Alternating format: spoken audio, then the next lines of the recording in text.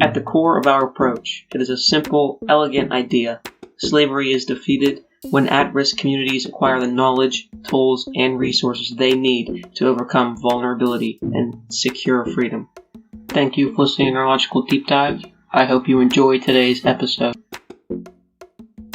Well, Mr. Man, I'm sure you would say slavery's over. Well, that's only a matter of perspective. I'm almost sure George Floyd wouldn't agree, or any other people who's been assassinated for just waking up black, walking the streets black, wearing a hood because you're black. I'd imagine all of those people would think that slavery is absolutely not over. So it's only a matter of perspective. The brutal killing of Tyler Rushing by Chicago, California police in 2017 is a revealing example of how little accountability police face in rural communities. Racism is still alive. Slavery is still alive.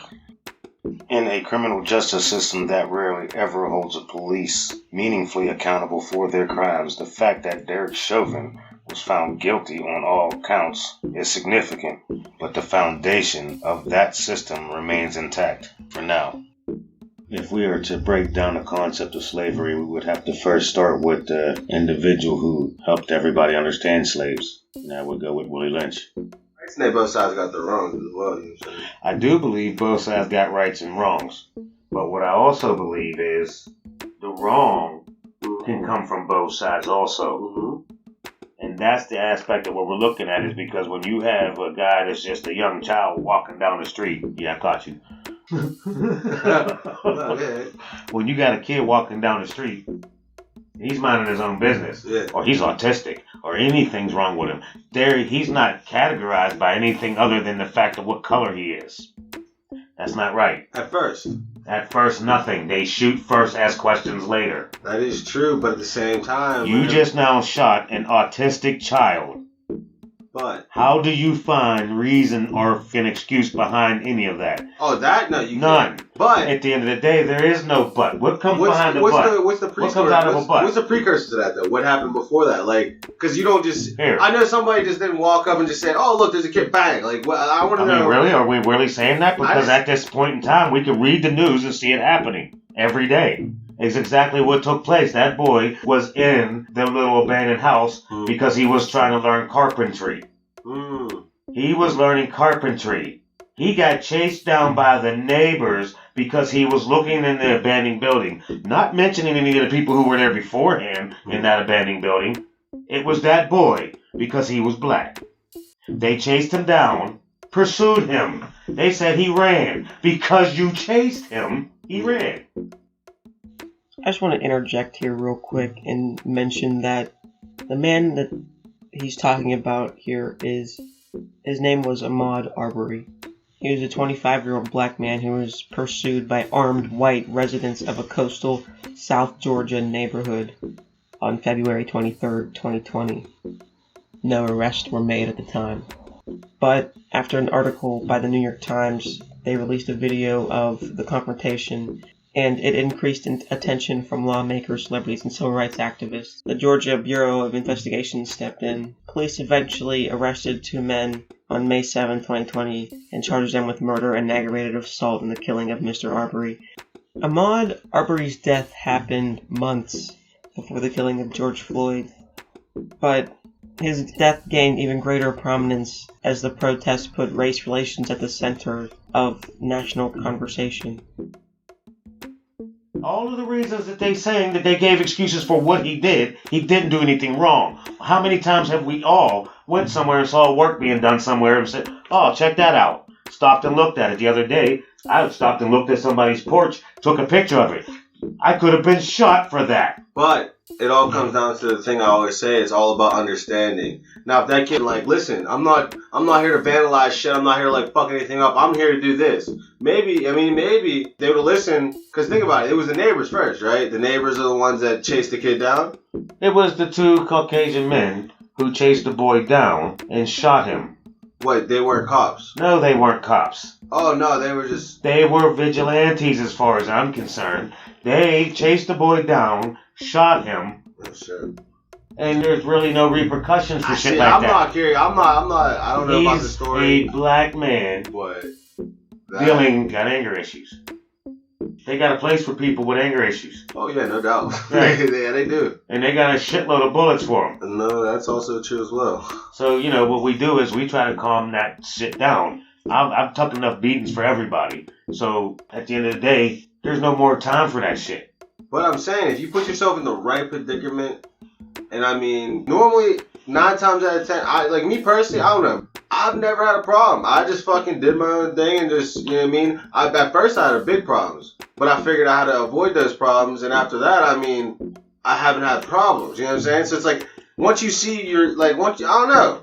I've seen where shit can go bad at, so I just try to avoid, I just take a little left turn every time I see something about to go south. I hear you. If you just keep yourself out of the situation. You speed. You know what I mean? You speed. All the time. Right. How many speeding tips do I have? No, wait. That's enough. I can get out of that. That's enough. It is, but... It is enough. And that just shows you, it is, I'm just saying, enough. There is no but, because that's also what took place for George. I just... Really, it was somebody said something, they called the police, and now he's all in kind of trouble. The little boy selling water on the sidewalk. Here comes Becky. Hey, he doesn't have a permit.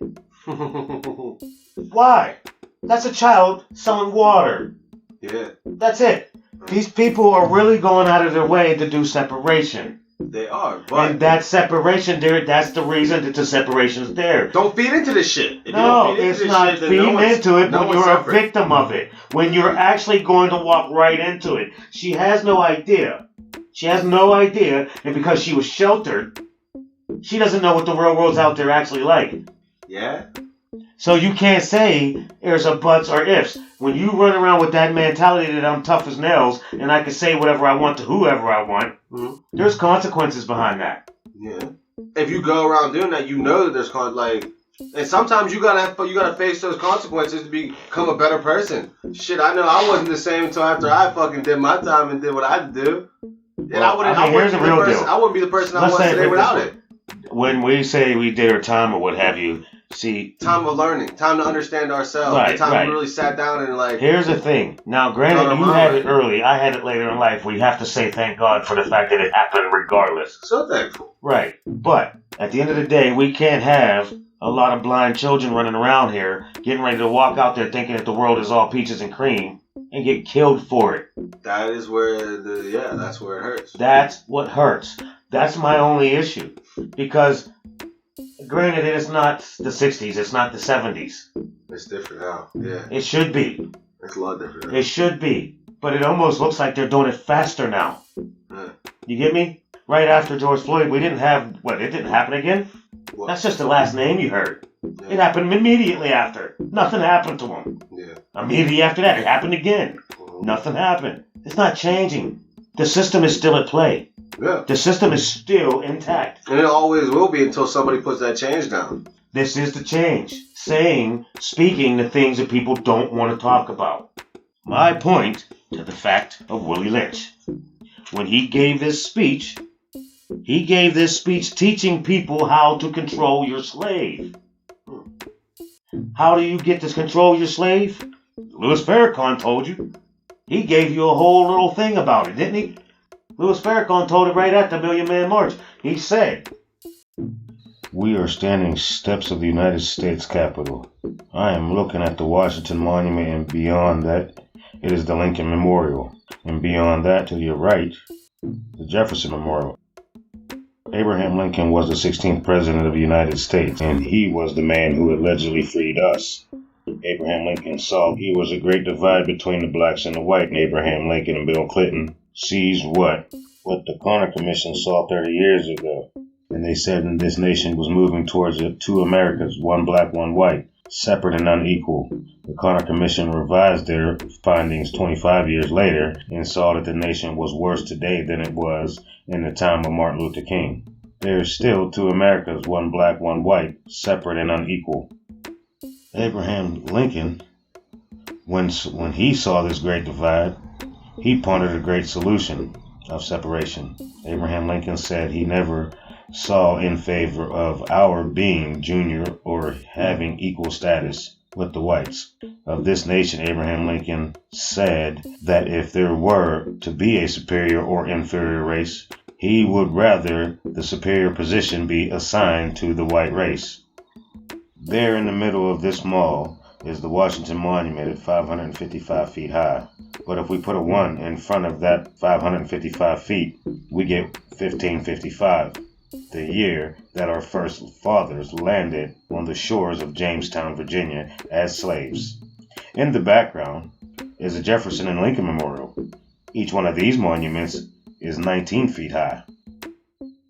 We can get into the significance of that later, but the main objective is that separation has to stop in order for us to grow. It's easier to live together than live separate. Thank you for listening.